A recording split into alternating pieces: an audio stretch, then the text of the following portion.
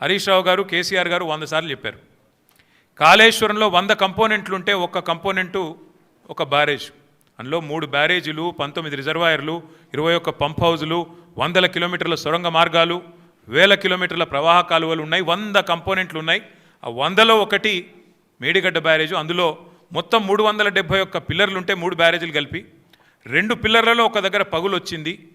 దాన్ని పట్టుకొని దున్నపోతూ ఈనింది అని కాంగ్రెస్ వాడంటే దుడ్డెను కట్టేయమని బీజేపీ వాడు 2 రోజుల్లో ఎన్డీఎస్ఏ రిపోర్ట్ అని వడ్డించి ఎన్డీఏ రిపోర్ట్ బీజేపీ ఆఫీస్లో తయారు చేసి ప్రజల్ని భ్రమింపజేసే ప్రయత్నం చేసినారు. దానికి తిరుగులేని విధంగా ఎల్ఎన్టీ అనే సంస్థ, ఏ సంస్థనైతే పార్లమెంట్ భవనం కట్టిందో, ఏ సంస్థనైతే కాంగ్రెస్ పార్టీ కేంద్ర కార్యాలయం కట్టిందో, ఆ సంస్థ మొన్ననే స్పష్టంగా చెప్పింది, ఈ నివేదికను మేము తిరస్కరిస్తున్నాం, ఎన్డీఎస్ఏ రిపోర్టు ఇది చెత్తబుట్టలో పడేయడానికి తప్ప ఎందుకు పనికిరాని రిపోర్ట్ అని చెప్పినారు. అట్లాగే ఆ సంస్థనే, ఏ సంస్థనైతే నేను అడుగుతున్నా రేవంత్ రెడ్డిని, ఏ సంస్థనైతే మేడిగడ్డ బ్యారేజ్ కట్టిందో ఆ సంస్థ నిజంగానే పనికిరాందైతే మరి కాంగ్రెస్ పార్టీ కార్యాలయం కూడా ఆ సంస్థతో ఎందుకు కట్టించడం నేను అడుగుతా ఉన్నా. కాంగ్రెస్ పార్టీ కార్యాలయం కూడా తెలంగాణకి వెళ్ళిపోయిన మూటలతోనే కట్టిరు, మీరు అందరికి తెలుసు అది.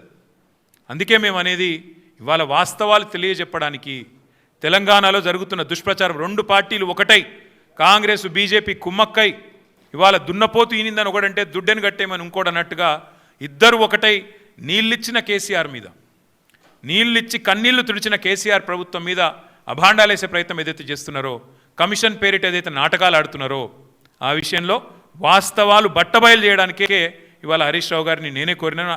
మీరు దయచేసి చెప్పాలి, మీరు ఎందుకంటే మీకున్న అనుభవం ఎవరికీ లేదు. కానీ ఇది ఈ పరంపరలో మొదటిది ఈరోజు ఈ మీటింగ్.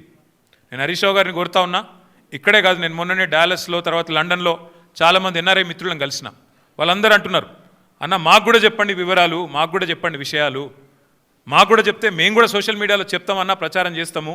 ఈ విషయంలో ప్రభుత్వం ఒకడేమో మరి బట్టగాల్చి మీదేస్తుంటే ఇంకోటి దానికి తందానా అంటున్నాడు. కాంగ్రెస్ వాడు బీజేపీ వాడు ఇద్దరు కలిసి తెలంగాణ బొండిగా విసికే ప్రయత్నం చేస్తున్నారు. తెలంగాణ ముఖ్యమంత్రిగా కేసీఆర్ గారు చేసిన పనిని ఇవాళ కావాలని మరి దాని మీద అపవాదులు వచ్చే విధంగా, దాని మీద అనుమానాలు కలిగే విధంగా ప్రచారం చేస్తున్నారు. వాస్తవాలు చెప్పండి, మాకు కూడా జూమ్ మీటింగ్లు పెట్టండి అని వారు కోరితే హరీష్ రావు గారిని కోరినాను. అటు ఎన్ఆర్ఐ మిత్రులు కానీ, ఇక్కడ ఉండే ఇంకా ఎవరైనా మిత్రులు కూడా మేము కూడా తెలుసుకోవాలనుకుంటున్నామంటే వారికి కూడా ఇంకా కావాలంటే జిల్లాల దాకా కూడా పోతాం. ప్రతి చోట కూడా ఖచ్చితంగా ఈ విషయంలో నిజాలు చెప్తూనే పోతాం. చివరిగా 2 మాటలు నేను చెప్పేది. ఒకటి, మేము ఇది మొదటి ప్రయత్నం కాదు. మేము ఆల్రెడీ ఒక పెద్ద బృందం అందరం కలిసి మేడిగడ్డ పోయినాం. అది పోయి కూడా దాదాపు మీ అందరూ వచ్చినారు, మీడియా మిత్రులు కూడా వచ్చారు. మా ఎంబడా రోజు 9 నెలలు అయినట్టుంది.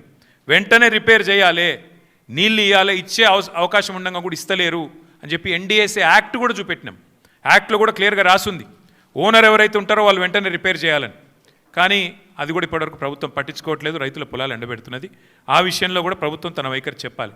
రెండవది, హరీష్ రావు గారు మొన్ననే ప్రెస్ మీట్ పెట్టి వివరంగా చెప్పారు, గోదావరి జలాల విషయంలో ఆంధ్రప్రదేశ్ రాష్ట్రం ఇవాళ అనుమతులు లేకుండా కడుతున్న ప్రాజెక్టు మీద ముఖ్యమంత్రి మాట్లాడాడు, బీజేపీ కేంద్ర మంత్రులు మాట్లాడరు.